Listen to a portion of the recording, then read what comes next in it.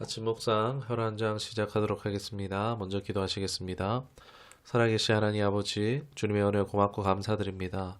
예수님의 보혈을, 은혜와 은총을 우리에게 허락하심에 감사드립니다.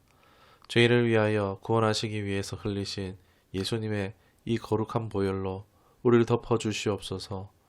모든 마음과 생각의 죄, 또 감각으로 지은 모든 죄들을 고백하오니 사하여 주시고, 또 지난 상처들, 아픔들까지도 다 주님의 보혈로 덮으사 치유하시고 회복시켜 주시옵소서.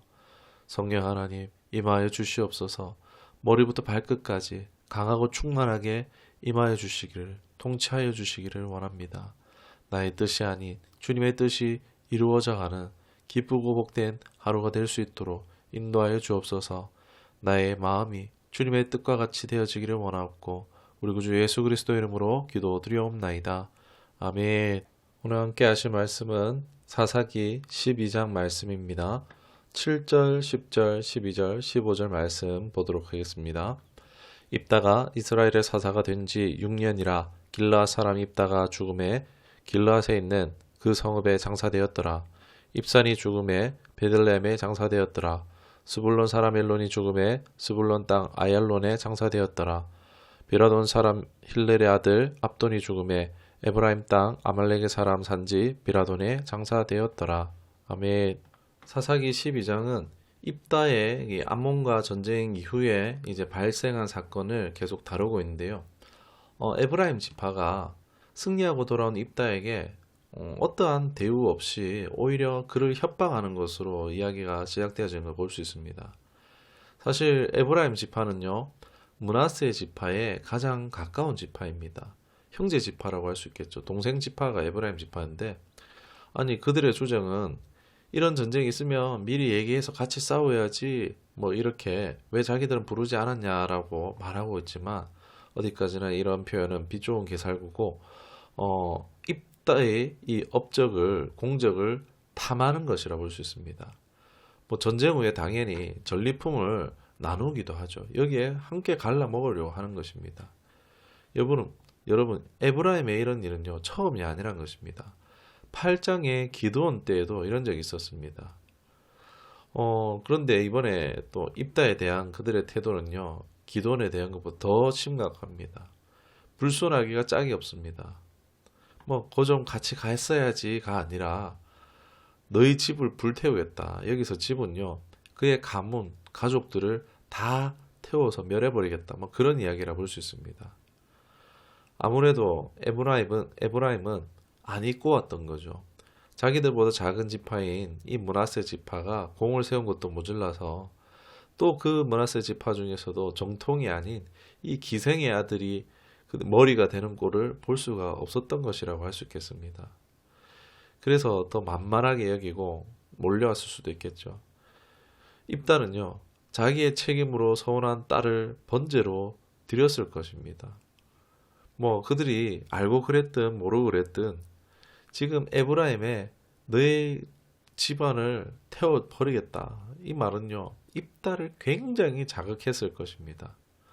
또 이 업적이라는 것이 굉장히 입다의 희생을 치렀잖아요. 이 희생을 치르고 이룬 업적입니다. 자신의 딸을 희생할 만큼. 어떤 누구와도 이 업적은 나눌 수 있겠습니까? 없겠죠. 입다에게 있어서 딸의 목숨보다도 이 업적이 더 귀했으니 말입니다.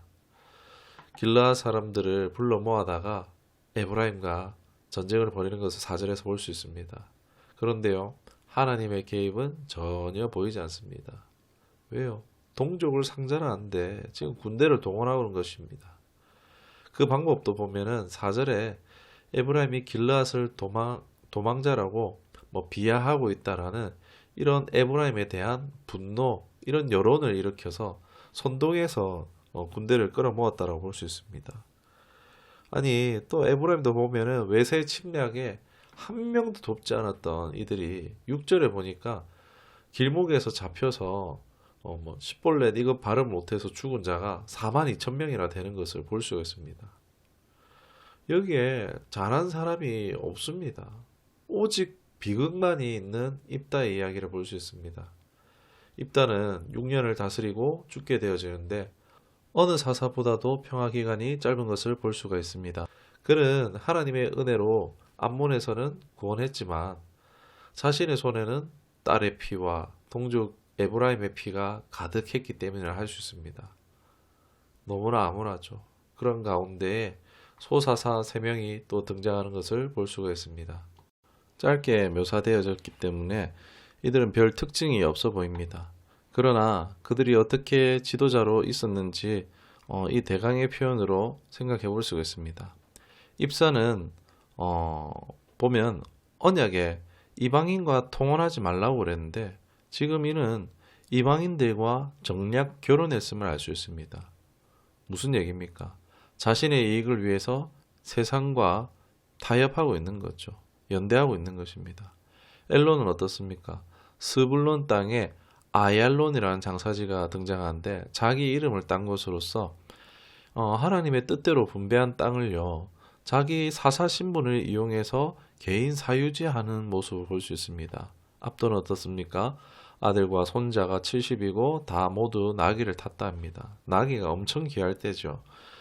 이건 뭐 사사가 아니라 왕거나 되어진 것을 볼 수 있습니다. 뭐 하나 바르거나 선한 것이 없습니다.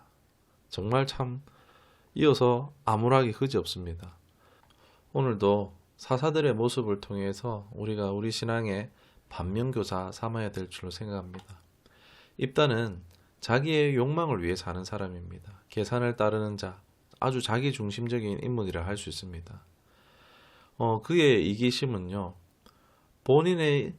본인과도 똑같은 이기심 가득한 자들을 끌어모았습니다. 그리하여서 어떻게 됐습니까? 공동체가 파괴되게 하였습니다. 하나님이 지으신 공동체를 우리는 지켜야 합니다. 우리가 하나님의 말씀의 원리대로 산다면은 평안할 수 있는데, 그리고 리더가 공동체가 말씀으로 살도록 해야 하는데 여기에 관심이 없었으니 이런 문제가 일어나는 것입니다. 또 보면은 무엇보다도 외부의 적보다 내부의 적이 무서운 것을 볼 수 있습니다. 오늘날 분명 교회 안에 마음이 안 드는 사람이 있을 수가 있습니다. 여러분, 교회는 천사가 모이는 곳이 아니고 죄인들이 모이는 곳입니다.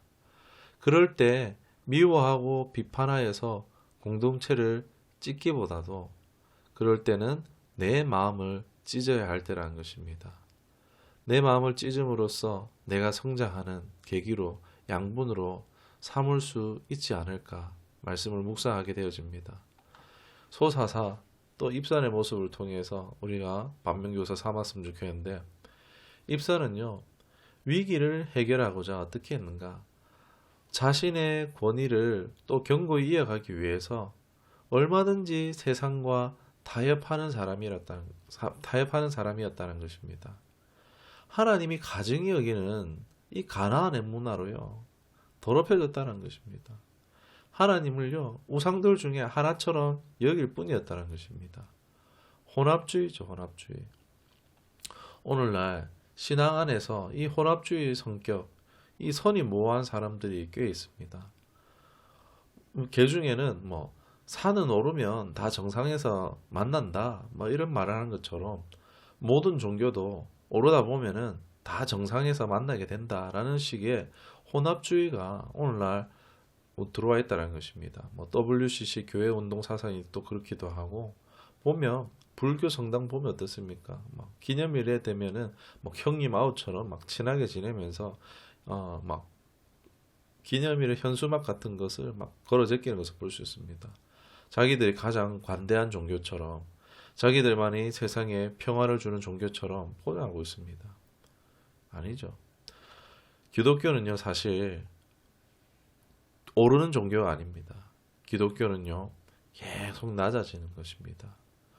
유일한 생명의 길이신 예수님이 가신 길이 낮아지시는 길이었습니다.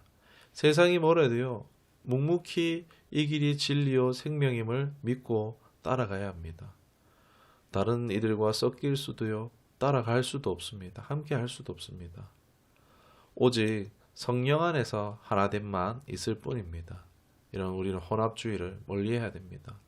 또 소사사 엘론의 사유와 호사사 압돈, 이 사사의 왕거나 다 모두가 하나님을 수단화한 모습이라고 볼 수 있습니다. 12장을 정리하자면 말 그대로 총체적인 난국입니다. 어디에서도 하나님을 찾아볼 수가 없습니다. 이들에게 하나님이 함께 하시는 모습을 볼 수가 없습니다. 여러분, 하나님이 함께 하지 않을 때에 이런 문제, 이런 상황, 이런 세상의 성향이나 이런 세상의 방법을 의존할 수밖에 없다는 것입니다. 우리에게 물어봐야겠죠. 내 삶에 하나님이 정말 함께 하시는가? 이들처럼 이름만, 명분만 있지는 않은지, 입다, 입산, 엘론, 압돈과 같은 이들처럼 하나님과 함께 하지 않고 있는 것은 아닌지 우리가 반면교사 삼고 돌아봐야 할 것으로 생각이 됩니다. 내 삶에 하나님과 함께 할 수 있는 삶이 될 수 있기를 간절히 소망하며 축원합니다. 말씀을 생각하시면서 기도하도록 하겠습니다. 하나님이 함께하지 않는 하나님의 백성들의 모습, 참 형편없는 모습만 보게 되어집니다.